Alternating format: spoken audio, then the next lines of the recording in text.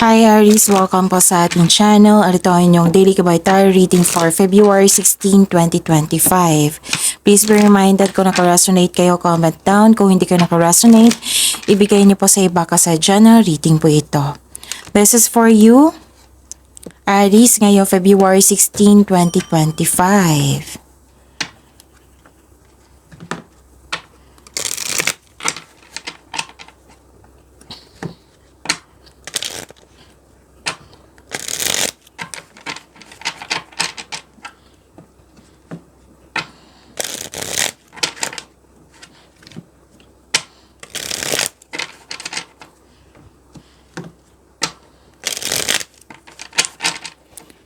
Para po ito sa inyo Aries ngayong February 16, 2025. Maraming salamat po sa inyong patuloy na suporta at maraming salamat din po sa mga hindi nag-skip ng ads.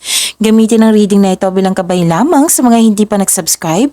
Subscribe na po kayo at click bell notification para malaman nyo na may bago tayong video. Para sa mga gusto magpa-reading po, may lumabas dyan sa screen nyo ngayon. Panoorin nyo po at sundin ang instruction. Spirits Guide, mga ganap po para kay Aries ngayong February 16, 2025. I need 3 cards po.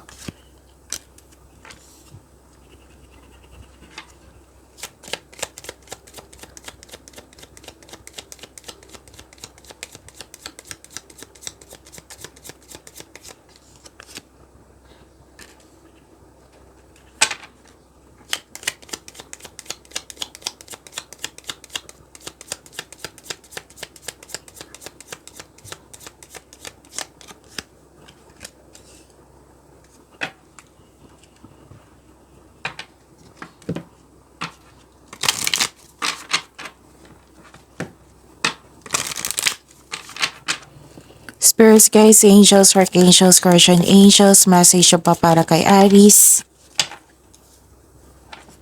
Another message pa para kay Aries ngayong February 16, 2025.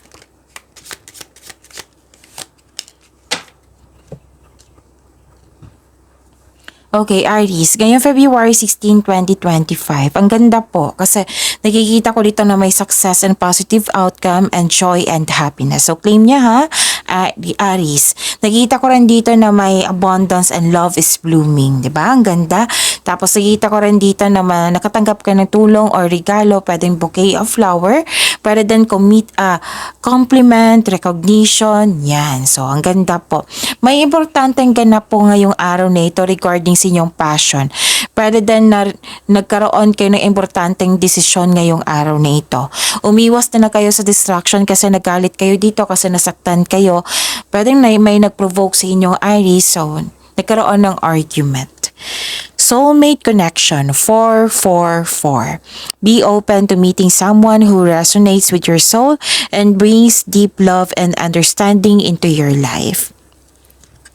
3333. Fulfill your soul mission. You are on a divine mission. Trust your path. It's leading you towards your purpose. Spirits Guide.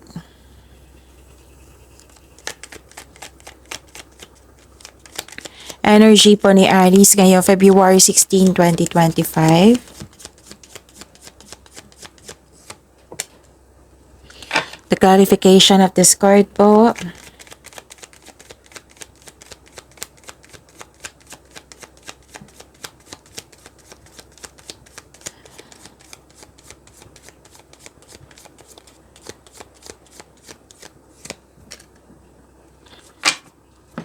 Kung may narinig kayo or may nakita kayong repeating message, meaning to say pinupush ng cards niyo yan, kasi ang ilan sa inyo hindi pa binigyan ng atensyon. Na kung maaari din po, bigyan niyo po ng solusyon at aksyon. Remember Aries, at the end of the day, alam mo na ikaw lang taong may kakayahan at responsable na gumawa ng sarili mong katotohanan at kinabukasan. So ano yung energy ni Aries ngayon? Nakita ko dito na nagkaroon po ng generosity, maraming nakadepend sa iyo. You have abundance in life. So, nag-clarify siya dito sa oracle cards niya, di ba? Abundance.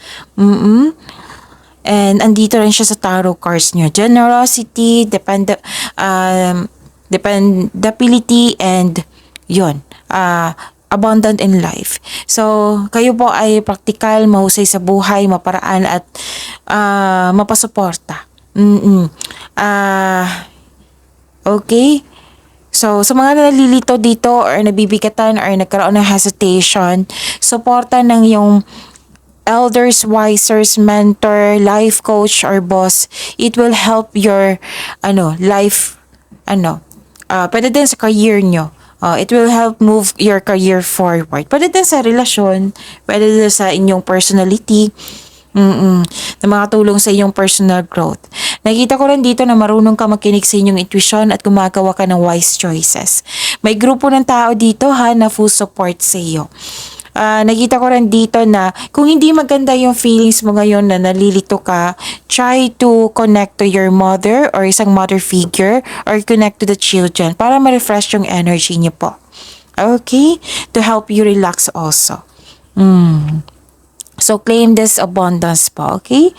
At saka, nakita ko rin dito na nagkaroon po ng,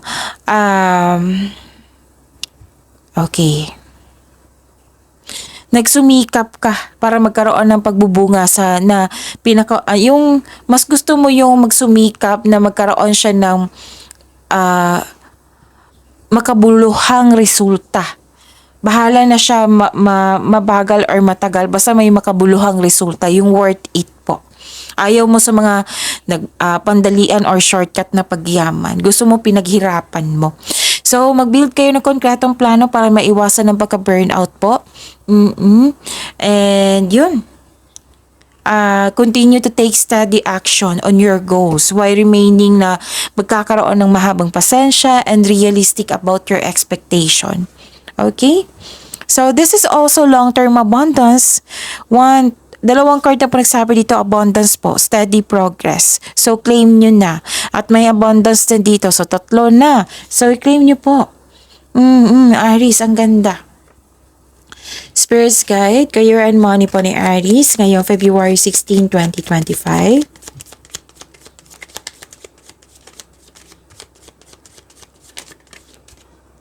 Kunin ko po ha. And the clarification of this card po.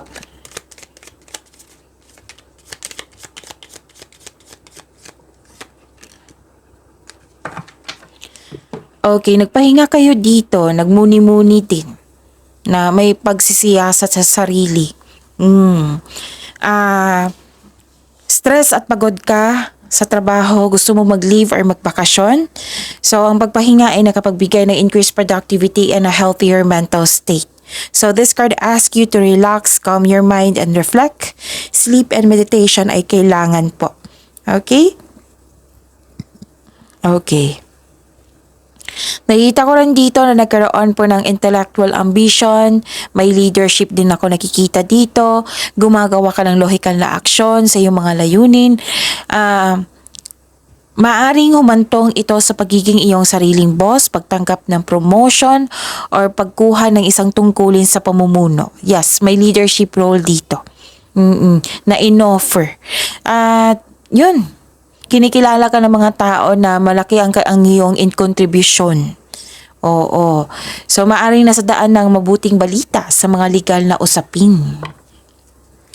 Spirits Guide, Love Life, Self-Love, Partnership, and Romance ni Aries ngayong February 16, 2025.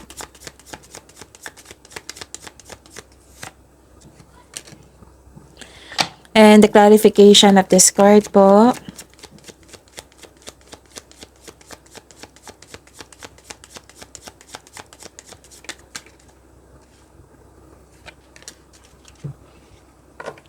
Maraming salamat po sa patuloy na tiwala, suporta sa ating channel, at maraming salamat din po sa mga hindi nag-skip ng ads. Parang hinahayaan mong tao na masaktan ka or hindi ka ready or natatakot ka pa, nabibigatan ka sa paggawa ng desisyon. So this card asks you to calm and balance. Kailangan talaga maging kalma kayo at magpahinga po. Okay? Para pagbalik mo, re-energize ka na, makagawa ka na ng solusyon. sa inyong concern. Pero don't worry kasi nakikita ko naman dito yung completion of cycle and happiness mo, which is sumabas dito sa oracle cards niya, sa tarot cards. May ganap na nakadestiny sa'yo, happiness, this is good luck, good karma, di ba? Ang ganda. Sa mga single dyan, may chance na ma-meet mo yung new romantic partner mo. Sa mga may relasyon, sa buhay mag-asawa, may problema or hindi pagkakaunawaan, may pagbabago na darating na ikakasiyahan nyo. So this can also means a blessing in your relationship. May magandang new experiences after a time of sadness. So you are moving on from a painful cycle to happiness po. So embrace this new situation. So pagyamanin niyo po yung blessings na binigay sa inyo, Aries. See you tomorrow. Please like, subscribe, and click bell button for notification para updated po kayo sa daily tarot reading natin. Maraming salamat po.